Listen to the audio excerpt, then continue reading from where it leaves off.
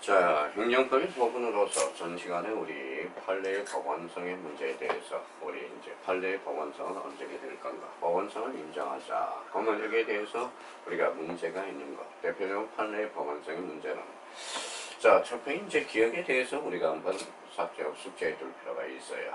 일반 법원 판례 절충설 대법원 판결을 통한 유권 해석이나 법률적 판단은 그대로 법원성이 인정되는 것이 아니라 그게 이제 최종적으로 유권 해석으로서 행정법 판결을 요 부분이죠.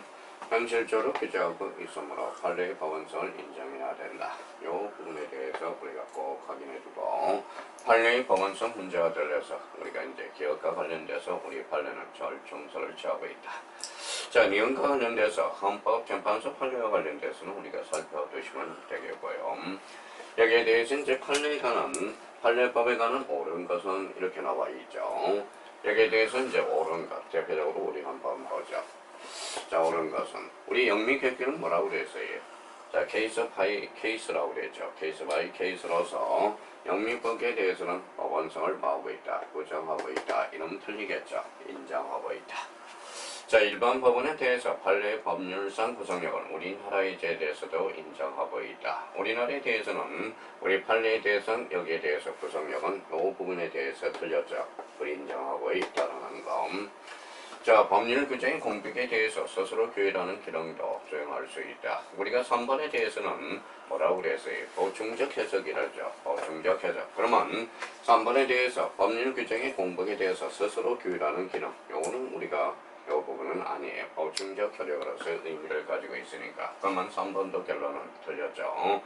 헌법재판소의 결정은 행정기관도 구속된다. 그래서 이 부분에 대해서 우리 헌법재판소의 경우는 판례의 법원성을 인정하고 있죠. 그래서 여기에서 정답은 4번이고 이 부분에 대해서 이제 답을 우리가 정리를 해놨어요. 그러면 여기에 대해서 우리 판례법 그래서 행정법을 배웠으니까 여기에 대해서 헌법재판소의 결정은 모든 국가기관과 지방자치단체를 개정한다.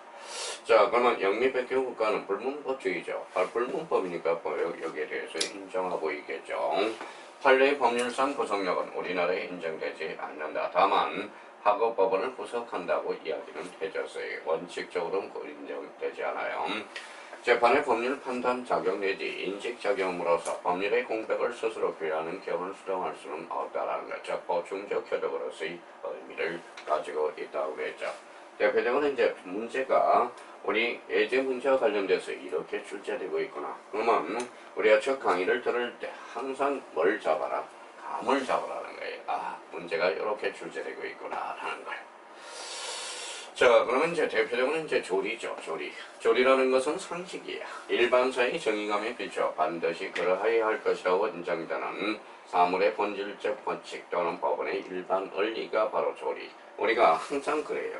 마지막 단계에서 조리, 법감정, 즉 법의 상식이라고 생각하면 돼요.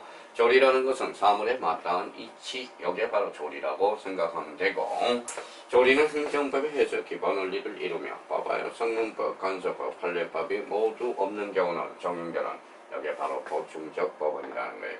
항상 우리가 판례에서 마지막 단계 뭐예요? 판사가 할 말이 없어요. 판례가 할 말이 없다면 판사님이 할 말이 없다면 조리에 따른다면 마지막 조리 사물의 마땅한 이치에 따른다면 즉 법의 상식에 따른다면 사물의 상식 인간의 상식에 따른다면 마지막 단계의 조리라는 것은 그러면 조리라는 것은 그래서 우리가 조리 그러면 최후의 보충적 법원이 된다라는 걸 확인해 두시면 되겠습니다. 자, 조리의 내용으로서 대표적으로 이제 좀 이따 법의 행정법의 기본 원칙들, 일반 원칙들을 우리가 배우게 될 거예요. 이 조리의 내용을 입법화시킨 게 뭐라고 그랬어요? 행정기본법이야. 이제 행정기본법에 대해서 이걸 이제 명문화시켰다라는 거예요. 조리의 내용은 시대에 따라 변천한다. 정통적으로는 평등의 원칙, 신의성실의 원칙, 비례의 원칙, 기득권 존중의 원칙 등이 있으며 판례 새로운 조리로서 신뢰보호현직 위대하죠. 그 다음에 보충성현직, 가인, 거부, 금지 원칙들이 있다. 그래서 이걸 일반 명문화시킨 게 대표적인 행정기본법에서 우리 신뢰원칙, 비례원칙 이런 것들을 명문화시켰다라는 거예요. 그러면 조리 내용과 관련돼서 이런 거구나. 조리는 마지막 최후의 보충적 해석으로서 우리가 해주는 거구나. 여기에 대해서 이제 조리의 내용들을 글로 명문화시킨 게 바로 행정기본법이구나 라고 생각해 주시면 되겠습니다. 그러면 행정법의 법원에 대한 설명 중 옳은 것은 이렇게 나와 있어요. 옳은 것은 국세기본법은 조세행정의 행정순례법의 존재를 입증하는 조항을 두고 있다. 이제 우리 국세와 관련 세금에 대해서는 기본 순례들이 중요하겠죠. 그래서 행정순례의 존재를 인정하고 있다. 그래서 옳은 것 정답은 1번이라는 걸 확인할 수가 있어요.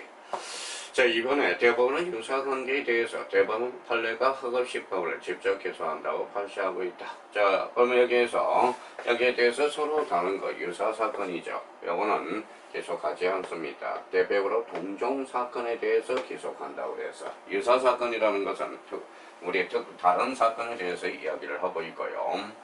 3번에 일반적으로 승인된 국제법이라도 의에 의한 입법 절차를 거쳐야 행정법의 법원이 된다. 이렇게 나와 있죠. 그러면 우리 대표적으로 요거는 뭐에 대해서 틀린 말이 대표적으로 이제 조약이 있다라는 거야. 조약도 우리 행정법의 법원이 될 수 있어.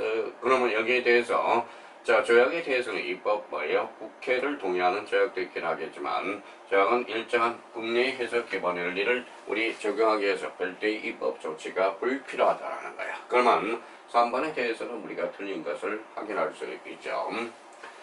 4번 지문에서 성문법주의를 원칙으로 하기 때문에 조리법의 일반 원칙은 행정법의 법원이 되지 않는다. 법원이 될 수 있죠. 법원이 최종 행정법의 최초의 마지막 법원으로 될 수 있어. 그래서 조리라는 것은 뭐라고 그랬어요? 바로 최후의 보충적 법원이라고 이야기한다. 그러면 이 법원의 조리에 대해서 명문화시킨 게 무슨 법? 행정기본법이라고 이야기를 했어요. 그래서 행정기본법과 관련돼서 참 우리나라는 대단한 나라죠. 법이 참 좋아요. 법 자체가. 좋은 건 다 갖다 놨기 때문에 좋습니다. 그걸 어떻게 활용하는가가 중요한 거겠죠. 그걸 악용해서 쓰는 사람이 있고, 그걸 우리가 아주 법이라는 것은 우리나라 법은 좋은 거는 다 갖다 놨어요. 몸에 좋은 거는 다 갖다 놨듯이. 근데 약간의 논리에 대해서는 어설프죠. 왜? 좋은 걸 갖다 놓으니까 논리 일관성이 없다라는 게 또 우리나라의 법의 단점이 될 수 있다라는 겁니다. 그래서 거기에 대해서 행정기본법 참 올해 좋은 3월 이후로부터 아주 좋은 우리 행정법이 일반 통치에 관한 법률이 제정됐다는 것은 박수를 쳐줄만 하다라는 겁니다. 그래서 예제 문제와 관련돼서 우리가 한번 풀어봤고요. 행정법의 일반 원칙 우리가 바로 들어봤죠. 이 일반 원칙과 관련돼서 이게 이제 행정법의 기본법에서 논리적으로 우리가 다 들어갔어요. 그러면 일반 원칙과 관련돼서 그동안 행정기본법에 규정하기 전에 우리 행정법의 일반 원칙들은 무슨 법이 있는가? 그래서 법의 일반 원칙으로서 모든 법의 일반 원칙 민법 제2조 신의 성질의 원칙. 이 신의 성질의 원칙은 신의 권리 의무는 신의에 맞게 성실하게 신의 성질에 맞게 행사하라는 게 바로 신의 성질의 원칙이야.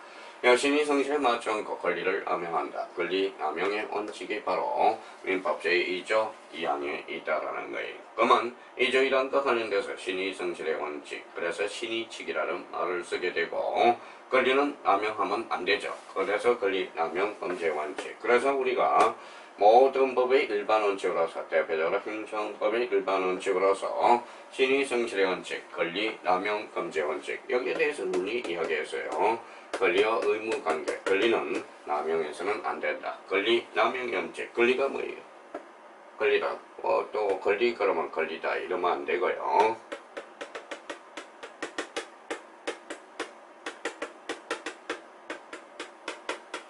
법이 주는 힘 또는 이익, 이게 바로 권리라는 거예요. 권리라는 것은 법이 주는 거야. 그러면 권리와 의무 관계에서 그 상대편의 권리, 의무가 있죠. 권리가 있으면 대표적으로 의무가 존재하고 권리가 있는데 대표적으로 의무가 존재하지 않는가. 권리는 없는데 의무가 존재하는 것. 대표적으로 이게 바로 원칙적 측면이겠죠. 권리가 있으면 상대편의 의무가 존재하고 여기에 대해서 권리는 있는데 의무가 존재하지 않는 것. 이게 참 중요한 거라는 겁니다. 이게 뭐라고 그랬어요?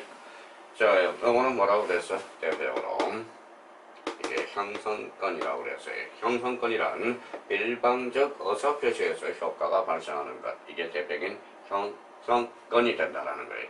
형성권이란 일방적 어사 표시에서 효과가 발생하는 것. 그러면 모든 법의 일반 원칙으로서 신의책적 민법이조이다. 자, 민법 제2조 2항에 권리 남용 금지 원칙이 있고요. 여기에 있어서 헌법으로 도출되는 행정법의 일반 원칙들이 있다는 거예요. 그래서 자, 평등의 원칙. 자, 행정이 자기 구속의 법리.